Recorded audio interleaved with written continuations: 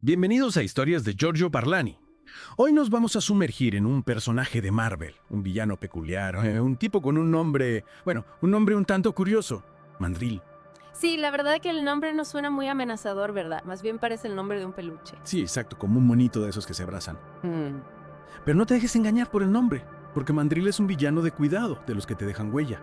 Y su historia, digamos que es tan peculiar como su nombre. Lo que más me llama la atención de Mandrill es ese contraste tan brutal que hay entre su aspecto, que parece sacado de un cómic de humor, y lo trágico de su origen. No es el típico villano que nace malo, ¿sabes? Es más bien un producto de unas circunstancias terribles que lo acaban llevando por el mal camino. Vale, a ver, vamos a ponernos en contexto. ¿De dónde sale este Mandrill? Según la Wikipedia, su nombre real es Chiron Beachman, y su historia empieza con un accidente nuclear en Los Álamos. Casi nada. Un villano radiactivo. Y no es el único, ¿eh? También está Necra, otra mutante con un pasado igual de chungo, que se convierte en su compañera de fechorías.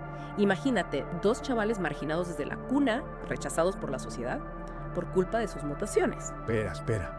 Un momento. Mutaciones. Estamos hablando de mutaciones. A ver, una cosa es ser un poco rarito y otra es ser un supervillano con poderes extraños. ¿Qué tipo de mutaciones les dan a estos dos? Pues en el caso de Mandrill, la mutación le da un poder único, pero un tanto perturbador. La capacidad de controlar a las mujeres a través de feromonas. ¿Cómo? Feromonas. Esas cosas que usan los animales para atraerse. Me estás diciendo que Mandrill puede controlar a las mujeres con una especie de perfume irresistible. Simplificando mucho, sí. Las feromonas son sustancias químicas que pueden influir en el comportamiento, ¿no? En el caso de Mandrill, su mutación amplifica ese efecto a un nivel que le permite manipular a las mujeres a su antojo. Ostras, eso sí que es un poder. Y un poder un poco peligroso, ¿no te parece? Sin duda. Y aquí viene la pregunta del millón. ¿Es persuasión, es manipulación o es control mental? ¿Tú qué opinas? Pues no sé, la verdad es que es un tema complicado. Si nos ponemos en la piel de los guionistas de Marvel, ¿cómo se maneja un poder así sin caer en clichés o en lo políticamente incorrecto? ¿Crees que Mandrill ha sido un personaje bien desarrollado a lo largo de los años? Bueno, es complicado. Por un lado, Mandrill es un villano con todas las de la ley. Sus planes son bastante maquiavélicos. De hecho, si nos fijamos en lo que dice la Wikipedia, ha intentado controlar países enteros en África con su poder, creando una especie de culto a su personalidad. Menudo ego. Y no olvidemos su enfrentamiento con Shanna la Diablesa. Eso sí que es una historia épica. Wikipedia dice que incluso llegó a matar al padre de Shanna. Menudo drama. La verdad es que la relación entre Mandrill y Shanna es una de las más interesantes de todo el universo Marvel. Su primer encuentro, digamos que marca un antes y un después para ambos. Y la muerte del padre de Shanna, claro, añade un plus de tragedia y de odio a la mezcla. Ya veo. Pero Mandrill no solo se ha enfrentado a Shanna, ¿verdad? ¿Con quién más ha tenido problemas? Con un montón de héroes. Ha luchado contra la Cosa, contra Daredevil, incluso contra los Defensores. Este tío se ha codeado con la flor y nata del universo Marvel. La verdad, se tiene un currículum de villano bastante completo. Pero más allá de las peleas, lo que me flipa es que esos enfrentamientos, ¿no? Esos enfrentamientos nos dan pistas sobre cómo piensa Mandrill. No es solo un bruto con un poder extraño, es un estratega, un tipo que elabora planes complejos. Totalmente de acuerdo. Y no solo eso, también vemos cómo reacciona a las derrotas. Aprende sus errores, se obsesiona todavía más con sus objetivos. Esas son las preguntas que nos ayudan a entender mejor a Mandrill. Claro, porque al final, por muy villano que sea, Mandrill sigue siendo un personaje con sus propias motivaciones, ¿no? Con su propia historia. Y eso es lo que lo hace interesante. Exacto. Y ahora viene la parte difícil, ¿no? ¿Cómo nos enfrentamos a la misoginia Mandrill? Su poder, su forma de tratar a las mujeres. Es un personaje problemático, por decirlo suavemente. ¿Cómo podemos, como lectores modernos, disfrutar de sus historias sin obviar este aspecto tan importante? Esa es la cuestión. Es un tema delicado, sin duda. Siendo sinceros, creo que Mandrill es un producto de su época, ¿no? Y su misoginia, pues, es un reflejo de los prejuicios que, por desgracia, todavía existen. Es un tema complejo. Por un lado, es importante analizar y criticar esos aspectos negativos del personaje. Por otro lado, también podemos ver a Mandrill como un reflejo de los problemas de su época, ¿no? Una oportunidad para reflexionar sobre cómo han evolucionado o no las cosas. Es un buen punto. ¿Crees que Marvel ha hecho un buen trabajo al abordar este tema? Es un debate que está abierto. Hay quien piensa que sí, que se ha hecho un esfuerzo por mostrar la complejidad del personaje. Otros creen que se ha quedado corto, que se ha normalizado su comportamiento. ¿Tú qué piensas? ¿Es Mandrill un personaje que se puede redimir o está condenado a ser el villano misógino? Qué dilema. No tengo una respuesta fácil. Supongo que depende de cómo se enfoque su historia, ¿no? Se puede ser un villano y a la vez tener matices, ser capaz de evolucionar, o la misoginia de Mandrill lo define para siempre. Y lo dejo para que nuestros oyentes reflexionen. Sí, que le den una vuelta. Bueno, hemos repasado ya unas cuantas cosas sobre Mandrill. Sus orígenes, sus poderes, sus planes malvados, su relación con Shanna.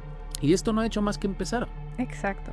En la próxima parte de este viaje a la mente de Mandrill nos adentraremos en sus aventuras posteriores, su paso por la cárcel Ant Hill, su participación en equipos de supervillanos, incluso su supuesta muerte a manos de Kraven el Cazador. Madre mía, suena emocionante. No os perdáis la segunda parte de esta inmersión en el mundo de Mandrill. Decíamos que Mandrill es como un turrón, ¿verdad? Que siempre vuelve a casa por Navidad, o en su caso, que siempre vuelve a liar la parda cada vez que lo dan por muerto. Hablando del rey de Roma, me has dejado con la intriga. ¿Qué pasó con él después de enfrentarse a Shanna y a los defensores? ¿No mencionabas algo de una cárcel llamada Ant Hill? Ah, sí, Ant Hill, la cárcel donde encierran a los villanos y los encogen con partículas PIM, esa tecnología que usa el hombre hormiga, imagínate. Ah, un montón de supervillanos del tamaño de hormigas. Ajá. Suena a película de serie B. Pero espera, si Mandrill está encogido, ¿cómo va a causar problemas? ¿Acaso organiza una fuga de hormigas supervillanas para sembrar el caos? Pues no vas tan desencaminado. Mandrill, incluso en miniatura, sigue siendo un estratega de primera. Intenta fugarse de Ant Hill, pero She-Hulk, ya sabes, la prima de Hulk, le chafa los planes. Claro, She-Hulk. Contra una gigante verde no hay feromonas que valgan. Exacto. Pero Mandrill no se rinde fácilmente. Después de Ant Hill, acaba en la Balsa, otra prisión de alta seguridad. Y como no podía ser de otra manera, se escapa durante un motín. Este tío es como Houdini, siempre encuentra la manera de escabullirse. ¿Y qué hace en cuanto sale? Volver a las andadas a intentar conquistar el mundo con sus feromonas. No exactamente.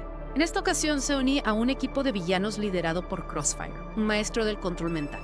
Intentan llevar a cabo un plan maestro, pero Spider-Man, como siempre, les agua la fiesta. Spider-Man, el vecino amistoso, siempre está ahí para arruinarles los planes a los malos. Parece que Mandrill tiene un imán para atraer a los héroes más poderosos. Lo curioso es que a pesar de ser derrotado una y otra vez, Mandrill nunca pierde la esperanza. Es un villano persistente, obsesionado con sus objetivos. Hablando de obsesiones, he leído que Mandrill es uno de los pocos mutantes que conservó sus poderes después del evento Decimation.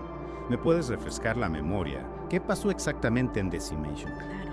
Decimation fue un evento que dejó a la mayoría de los mutantes sin poderes. Fue un momento crucial en la historia del universo Marvel. Pero por alguna razón, Mandrill se libró. Imagínate, un mundo sin mutantes excepto él, con su poder para controlar a las mujeres intacto. Eso sí que es tener suerte. ¿Crees que ese cambio, el perder a tantos compañeros mutantes, le hizo replantearse su forma de actuar? ¿O le dio más alas para seguir con sus fechorías? Es una buena pregunta. Un villano misógino que se aferra a un poder que le permite explotar a las mujeres. ¿Le daría eso más poder o lo llevaría a la locura? Quizá ambas cosas. Lo que está claro es que Mandrill no se puede ignorar. A pesar de su misoginia y sus planes malvados, hay algo en él que nos fascina. Es como si representara una parte oscura de la naturaleza humana, ¿no crees? Esos impulsos primarios que todos llevamos dentro. Aunque lo repudiemos, no podemos evitar sentirnos atraídos por su magnetismo salvaje. En cierto modo, Mandrill es un espejo.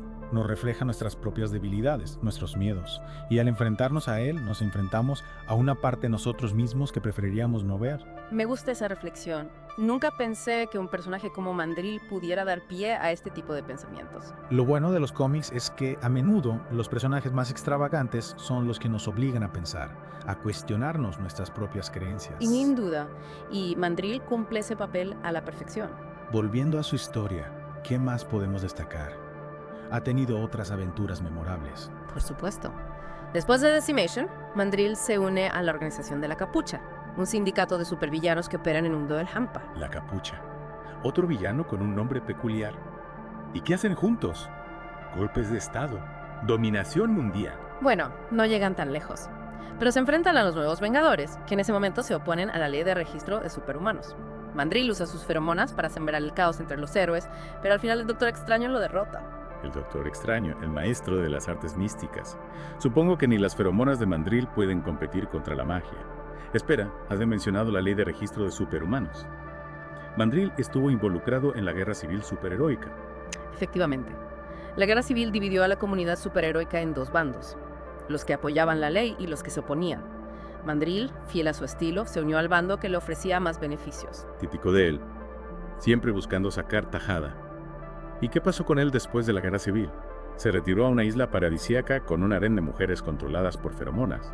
Nada de eso. Su destino es mucho más oscuro.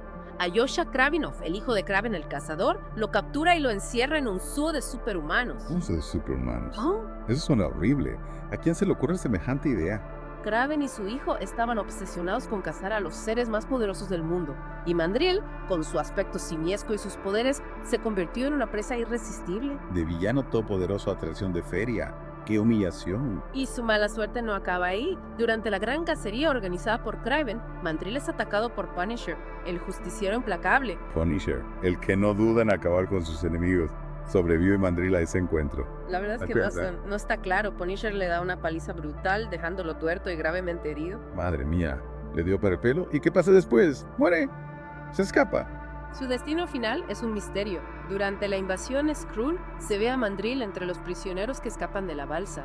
Se une al grupo de la Capucha para luchar contra los invasores, pero después de eso su rastro se pierde. Entonces simplemente desaparece, se esfuma. Bueno, en el mundo del cómic nunca se sabe. La muerte rara vez es definitiva, ¿verdad? Siempre existe la posibilidad de que un personaje regrese. ¡Qué intriga! Podríamos volver a ver a Mandrill en el futuro. Que es una posibilidad. ¿Y si regresa? Será interesante ver cómo sus experiencias lo han afectado. ¿Seguirá siendo el mismo villano misógino y ambicioso? ¿Habrá aprendido algo de sus errores? Un misterio por resolver. Sin duda, Mandrill es un personaje que no deja indiferente a nadie. A pesar de sus defectos, tiene un carisma y una complejidad que lo hacen fascinante. ¿No te parece? Totalmente de acuerdo. Y aunque su historia sea un poco caótica, hay una constante. Su capacidad de supervivencia. Es un tipo duro de pelar. Es como una cucaracha. Por mucho que intentes aplastarla, siempre vuelve. Una analogía bastante acertada. Y quién sabe, quizás esa tenacidad sea la clave de su redención. Tal vez algún día Mandrill utilice su poder para el bien. Eso sí que sería un giro argumental. Pero por ahora nos quedamos con la duda. ¿Qué ha sido de Mandrill?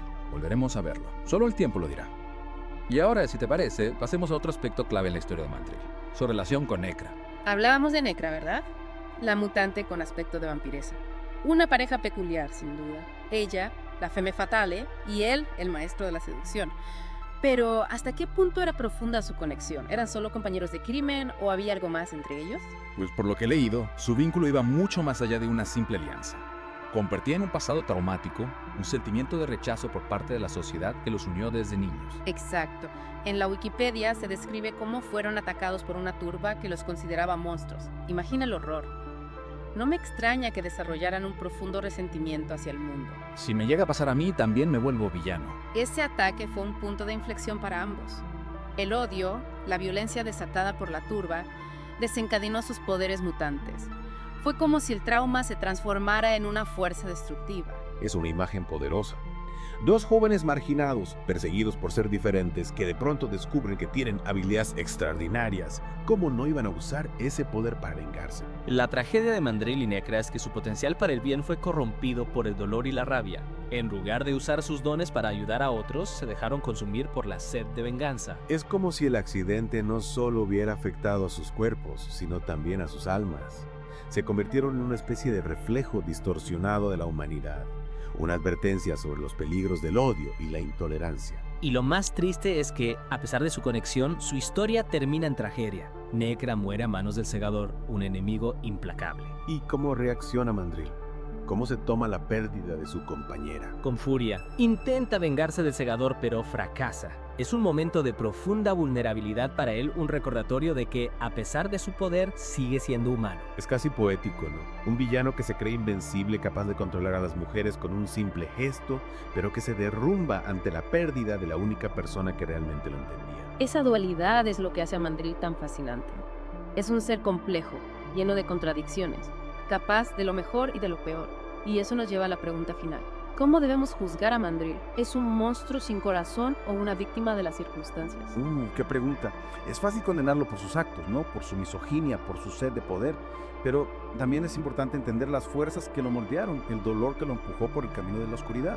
Totalmente. Si Mandrill hubiera tenido una infancia diferente, si no hubiera sido rechazado por la sociedad, quizás su destino hubiera sido otro. Es una idea intrigante. ¿Qué hubiera pasado si Mandrill hubiera usado su poder para el bien? ¿Se habría convertido en un héroe? Es imposible saberlo. Pero creo que la posibilidad siempre está ahí. Incluso el corazón más oscuro puede albergar una chispa de luz. Y quién sabe, quizás algún día veamos a Mandrill redimirse, usar sus habilidades para ayudar a los demás en lugar de controlarlos. Sería un final sorprendente. Pero por ahora, nos despedimos de Mandrill, el simio supervillano, el maestro de la seducción, el enigma andante. Un personaje que nos ha hecho reflexionar sobre la naturaleza del poder, la complejidad de la moral y la capacidad humana para el bien y el mal. Ha sido un viaje fascinante. Totalmente de acuerdo. Y a ti, querido oyente, ¿qué te ha parecido Mandril? ¿Te ha sorprendido? ¿Te ha hecho reflexionar? Déjanos tus comentarios en nuestras redes sociales. Y recuerda, suscríbete y dale like para más historias de Giorgio Parlano.